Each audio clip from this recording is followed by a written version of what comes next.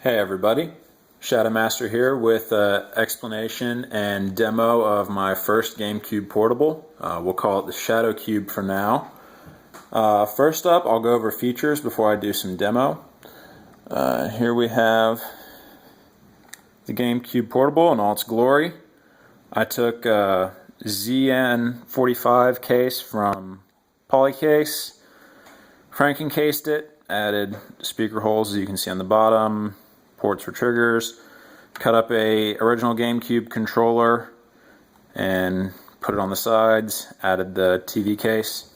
As you can see, original GameCube controls, D-pad, A, B, X and Y, C stick. Had to use a tack switch for the start button, just easier. Have the Wii key pin 29 switch, just made that a nice easy to use button. Lid open and closed for using multi-disc games. Wii key SD slot, SD Gecko in slot B, although I recommend using slot A for future portables because slot A allows you to use things such as memory card emulation from using Swiss. The TV's controls, not really important though in the portable, it's already all set up. Again, speaker holes on the bottom. This is actually my player 2 switch to turn on player 2 on or off because what I decided to do, I know there are a lot of portables out there that they simply add like a 2-player port down around in the middle or sometimes on the side. I didn't want to have to deal with adding a whole port, so what I did instead, because I'm a big fan of wireless controllers already, I had a spare Wavebird wireless remote transmitter that I gutted and took apart and put the transmitter inside. Now I ran the sense line and the 3.3 voltage and the sense line with the data through this switch. Now when down, it'll close the circuit and act as if the transmitter's plugged in, or up and the transmitter won't be. So if you want to have 2-player playing, all you have to do is flip the switch down and you have your second player connected, up and not, and you just need this second player to be over there with his controller. That way you're not going to be fighting with him and the cable by you as you're trying to play. The cable won't be getting in your way. Really nice feature. We have power LED, top corner, that'll get bright when we light up. We have the power switch. Down is for wall power, which I just stuck with the standard GameCube power jack for wall power. We have our charging port for our 14.8 volt lithium ion battery, 8 amp hours. In the middle is neutral, it'll do nothing. If we flip up, we will see GameCube turns on.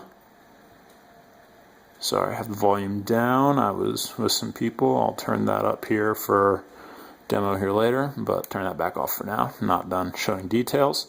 So wall power, charging jack. Theoretically, you should be able to do both at the same time, but I'm dealing with lithium-ion batteries, so if I'm going to charge, I'm just going to charge. Or if I'm going to play it off the wall, I'm just going to play it off the wall. I'm not going to try and do both at once. On the back, we have our intake for our fan. Inside, I just used the standard GameCube fan and heatsink. I just cut out a square at one end of the heatsink that I decided to install the fan into. I cut away one side of the fan so that it essentially acts like a laptop heatsink. Intake air through here and shoot air out through right over here. A bit of a vent there and also just open slat, easy to get rid of. We also have a power level indicator from Battery Space. Got my batteries there, as you can see, 3 out of 5. I've been playing it quite a little bit today. Really only about 2.5 hours off battery though, and that's still only 2 of the dots from the 5, so I'm actually pretty curious to see just how far I can get off just battery. On this side, we have our headphone jack and the volume dial. I actually went ahead and used the audio amp from a Sega Game Gear. Really good quality for as old as those audio amps have to be. Really small, really efficient, good to use. Downside is you can really only get them if you buy the Game Gear, but I'm going to use that case for something else, so totally worth it. Okay, that is really all I have as far as features go, but just to demo the wall power real quick, you already saw me power it off batteries, but wall power, again, the regular GameCube wall power adapter, and just flip the switch down for wall power, and on we go. And I have a wiki flashed with Swiss to auto boot. However, mine only auto loads because of the SD card issue, where certain SD cards it will only auto boot, it'll auto load instead of auto boot. Still removes the need for using the pin 29 switch to get it to load though, so still well worth it. And there, and just to demo the slot B SD Gecko, compatible slot B. As you can see, some other games as well as N64 emulators and other things. I have most of my multiplayer games over on this slot. I have a lot of my single player games over on my primary slot. And turn that back off for the moment. And so there's wall power. Here is lithium-ion charger. As you can see, green when not plugged in. Plug into charger jack. Goes red. If you can actually, if I can kind of shield that. Goes red. Means we're charging now, but I'll charge that later tonight. Still have plenty of battery life. Let's go ahead and demo getting player 2 to connect. So have my Wavebird right here. Gonna set that down for now. First up, let's go, and I'll also just show you, go into do Super Smash Brothers and show you that I have all the buttons working properly.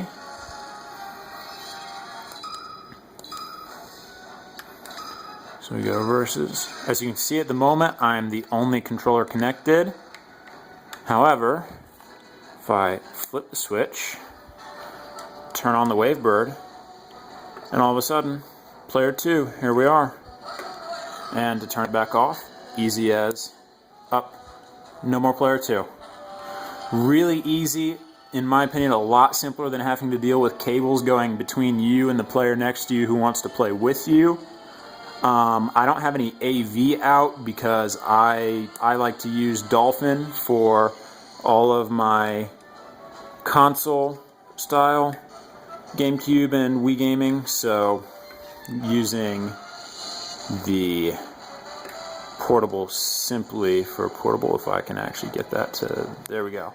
Okay, now that we are both ready here, I'm just going to show you that all the controls work here. So joystick, of course we have over, up, down. Can't really show you D-pads in here because all you have is up taunt. C-stick though, up, left, right, down. Of course we have our B, A's, and then X and Y. Z is of course our grab. We have light press, as you can see the lighter color shield, and then dark press. Oops, sorry. Light shield and dark shield. There we go. Dark shield. That is the difference between a light press and a full press. And again, same thing on the other side. All I really have for showing you melee, of course, Gandorf, my favorite. Go ahead and turn that off now though. And we will turn off 2-player. Thank you for that though. And so I guess just a demo real quick, show you some of the really awesome features. One of the reasons I really enjoyed getting Swiss was the ability to get 16:9 forced screen size. So for example, if we go to Super Mario Sunshine, oh, sorry, need to tell it to load in 16:9, forgot to change that.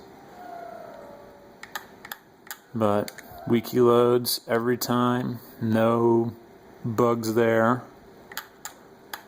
Super Mario Sunshine, load, settings, go to widescreen, yes, and patch type high when running Sunshine.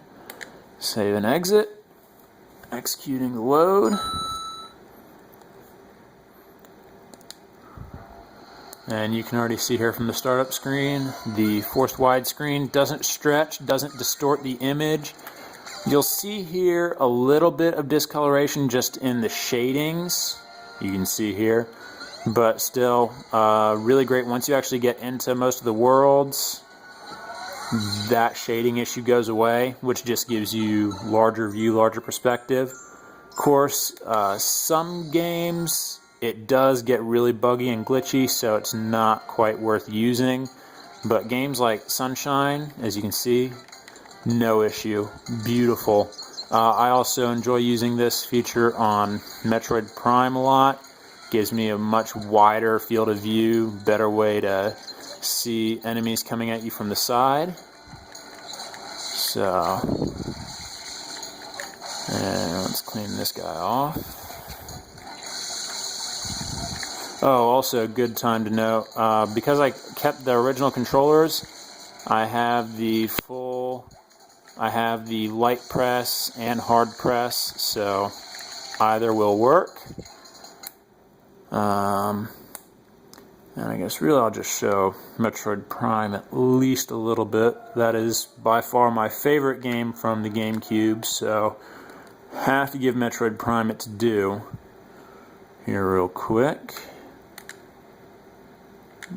By far my favorite. As I said, again, I'm going to go here to widescreen, yes.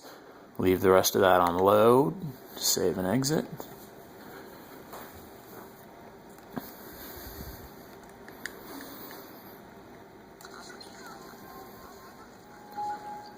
And just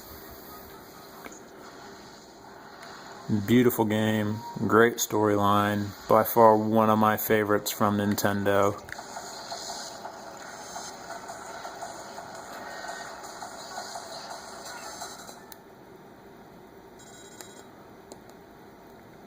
Keep in mind, new GameCube portable, formatted memory card, so all starting from scratch here. But